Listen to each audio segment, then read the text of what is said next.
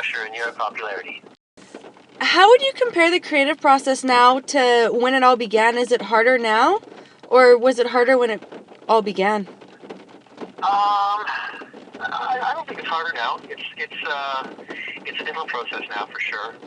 Um, but every creative process is a bit different. You know, you start with an idea of what you're going to make, and then eventually you find the thread of what it really is you're going for, but that's the way it always seems to work. You know, you never know where you're going to go at the beginning, and then you find your way through the process. What about just the aspect of kind of reinventing yourself? As time goes on, does that get harder? I don't know if it gets harder. I'm doing so many creative things right now in different areas outside of music as well as music. So for me right now, I barely have time to breathe. I don't know if it doesn't feel harder to reinvent myself. I guess I'm not sure that I'm trying, but I feel like I have a lot of creative runway right now, which is great. What do you find to be the hardest part of writing? For me, the hardest part of writing is it's not the actual writing itself.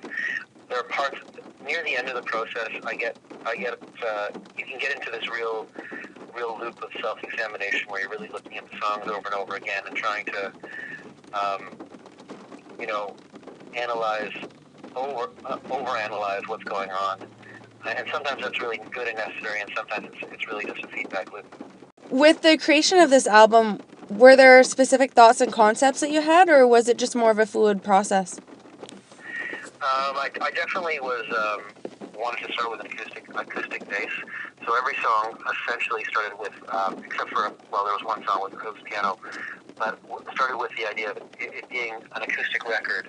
But then as we went through, we kept the acoustics, but we just added a lot more sounds and a lot more depth to the soundscape.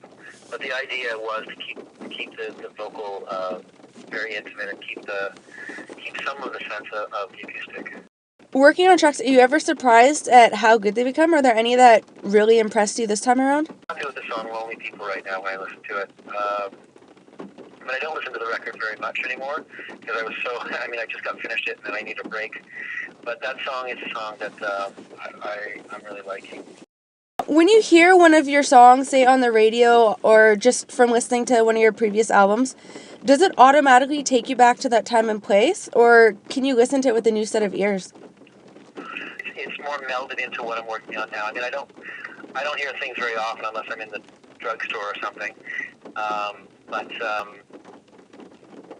I'm so focused on what I'm making at the moment that it's nice to hear this stuff, but I'm really, I really always am focused on what I'm working on right at the moment. Can you talk a bit about some of the highs and the lows that you experienced while creating the album?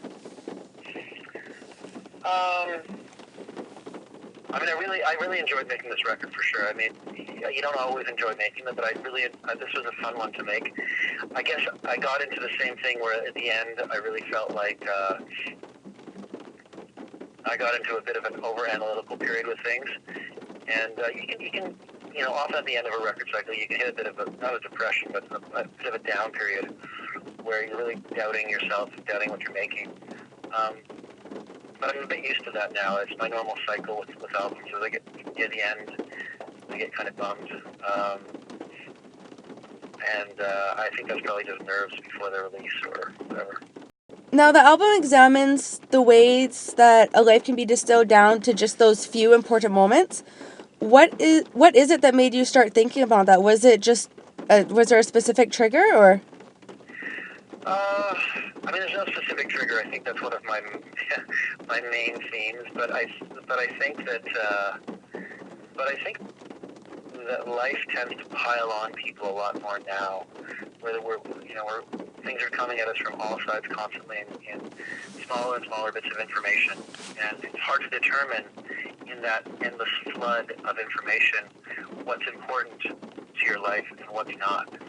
And then distilling that even further to what's really, personal to you, it becomes really difficult to essentially sort through that flood to find the things that matter. And I think that's what the album's about in the end. When you sort through that flood to find things that matter in respect to your music career, at this point, what do you value most about the whole music experience? I think, if I could distill it to a few things, it's being able to play music with my friends. All the guys in my band are my really, incredibly close friends. So all the people that I work with and write with, or on the road with, are all great friends of mine for years, and that it really is like an extended family for my kids. That they're all people that are just amazing people, and then I guess if you could distill the live show down, it really is when people sing lyrics back that you've written in your bedroom. It's a pretty amazing experience. It still is. Was there anything about the creation process this time around that you want to change next time? Or do you have creating an album down to science? No, it's never a science. It's a mixture, right? You start with an idea of what you're going to make, and you go down that road. I usually set up, I treat it like a structured improv, where I set up a bunch of parameters of we're kind of making this kind of thing, and we're going to go about it in this direction, and we're going to follow this set of criteria. And about, 10 days in, it all gets thrown out the window, and it takes a left turn, and that's what you're suddenly making. You're making something different than you thought you were making, but that's always the way it works. I think at the beginning, I don't know if I've ever had an experience where you knew at the beginning what you were going to make exactly, and it turned out exactly the way you thought it would in your brain. I kind of look at my brain as being sort of much more hazy than that. How did you, when you had a collection of songs, know, okay, this is the album?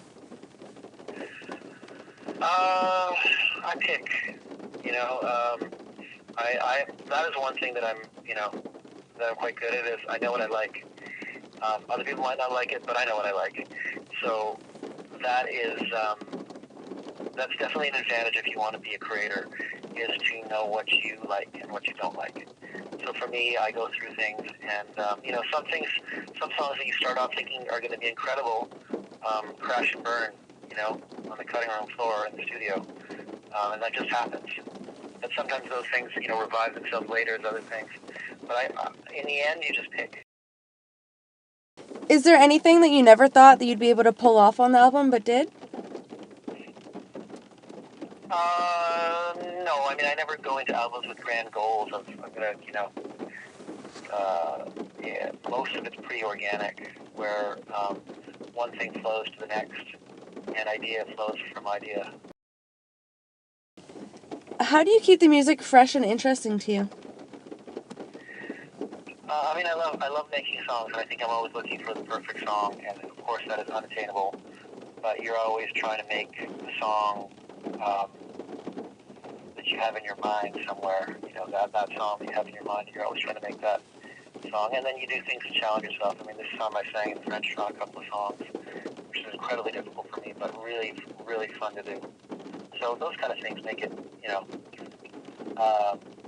just make it a great experience.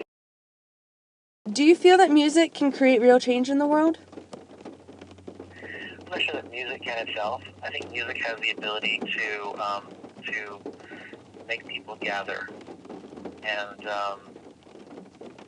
when you make people gather, then you have a chance to make things happen. Music itself, maybe not so much, but the effect of music on the ability to pull attention to certain specific places, possibly a little bit.